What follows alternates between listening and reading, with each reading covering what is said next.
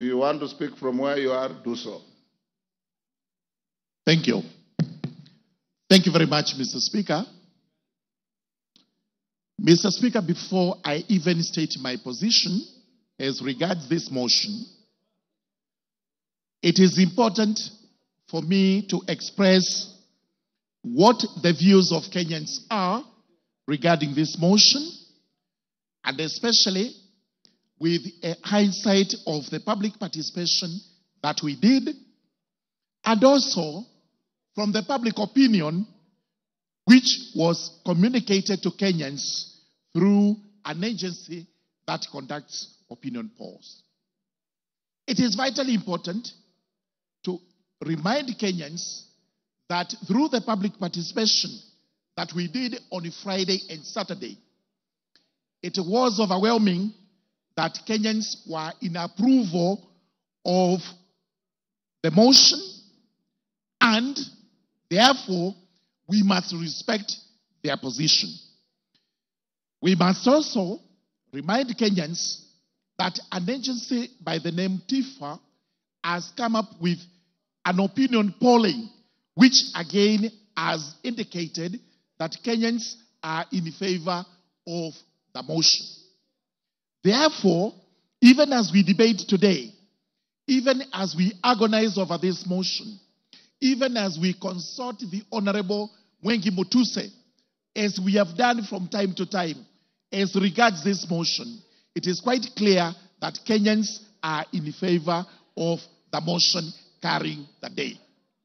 I therefore respect the position of Kenyans. I respect the position of my constituents of Tharaka, and I do confirm that I rise to support the motion. That today, the motion that has been brought to this House to have His Excellency the Deputy President of the Republic of Kenya, the Honorable Rigathi Gachagua, impeached, carries the day by a vote to be taken by the House. I must commend the Honorable Mwengi Mutuse, who is actually my Vice Chairperson in Justice and Legal Affairs Committee, for work excellently done. And repeat the position he has made, that we are not a court of law trying a suspect. We are a House of Parliament which is required to just consider whether the grounds advanced are actually substantiated. Do we have reasons to believe that the grounds advanced are substantiated? Having listened to the mover, having looked at the documentation, and I confess we have burnt midnight oil looking at this particular motion and the supporting documentation, these grounds are substantiated. Allow me briefly to just mention but a few. Ground number one, which is on dangerous divisions in the country, is propagated by the Deputy President. The Deputy President last night admitted and tried to qualify the admission that he had likened Kenya to a company. There is total difference between likening the government to a company and stating categorically that the government is actually a company. The Deputy President, in the clips we have watched, was candid in a statement to Kenyans that the government is actually a company and that each one of us has or does not have shares in that company. The net effect of this is, if you do not have shares, then you do not belong to Kenya. If you have shares, then you are more Kenyan than any other person who has lesser shares than you. This is the dangerous division which this House must frown against, and it must hold squarely against the Deputy President. The second admission he made, which is a very strong ground of this motion, is breach of collective responsibility. It has been clearly stated that the cabinet includes the deputy president. The president is the the deputy president is the principal assistant of the president.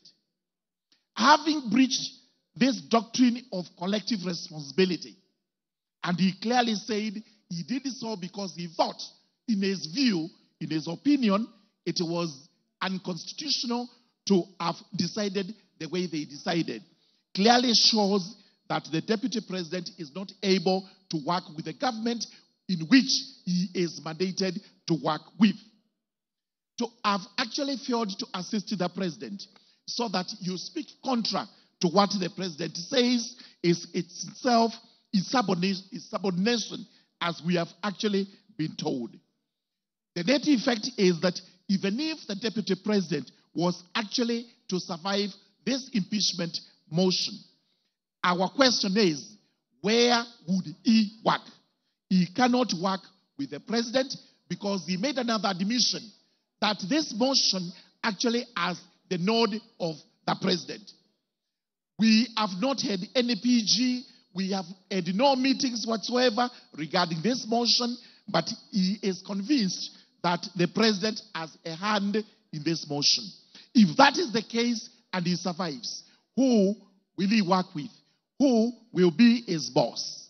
Number two, he says whatever they do in the cabinet tinkers on the unconstitutionality. If that is what his position is, that the cabinet as it sits today would actually make decisions, which decisions they would have to execute at one time or the other, which are unconstitutional, which cabinet will he work with? Therefore, it goes without gainsaying that the personality of the deputy president, His Excellency Rigathi Gachagua, is untenable as far as the presidency is concerned and as far as the cabinet is concerned. 1 minute more. There has been an argument regarding the companies, and Honorable Mutuse has read out the companies, which nobody seems to know exactly why these companies were formed. Exactly what was the ulterior motive of forming these companies. But what I wish to point out regarding the companies, and what Kenyans should know, is that some of the properties under which the deputy president aid, stating that these were properties of his late brother, are actually today his properties. Most important is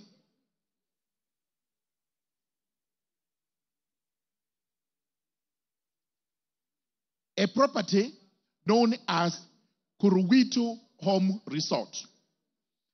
This property was actually sold to another company known as Kuruwitu Properties Limited for Kenya shillings 250,000. As such of these companies indicate that Kuruwitu Properties Limited is owned by Vipigo Beach Resort Limited and John Y. Mavenge. We therefore have to ask ourselves, who is Vipigo Beach Resort Limited? And CR12 indicates that this company is actually owned in shares by Keith Ekino Rigathi, Kevin Gachagua Rigathi, the estate of the deceased James Nderitu Gachagua. As we were told, these two persons named, Keith and Kevin, are not executors of the estate of the late Nderitu Gachagua. So if they actually own this company, which owns one of the properties of the deceased, purchased at Kenya shillings 250 million, then it goes without gainsaying that in fact, the deputy president has an explanation to give regarding this. Finally, we've been told about the press statement he made in Mombasa, and this is the evidence of insubordination. The country was on fire. The country was burning. The president actually finished or completed giving what measures he would take to restore the country. The deputy president went to Mombasa, where he gave a statement which in itself was inciting to Kenyans, casting aspersions on the government, casting aspersions on our agencies, and at the end of the day, we have also seen him casting aspersions on the judiciary, which is supposed to be an independent institution. What we are required to do as members of parliament is to prove only one ground. The rest of them may fall or may succeed. But I can assure you, out of the 11 grounds, there is cogent evidence that the deputy president has committed acts inconsistent with his office. Acts which in themselves warrant this House to impeach him today as we go to the vote.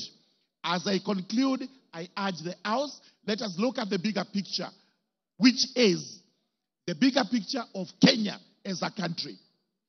What we are doing is not to try and appease one person.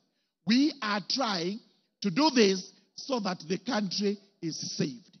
And we have always asked the question, the second in command who does not work with the first in command and his team, of what use would that person be to the country? With those very many remarks, I do beg to support this motion. Thank you.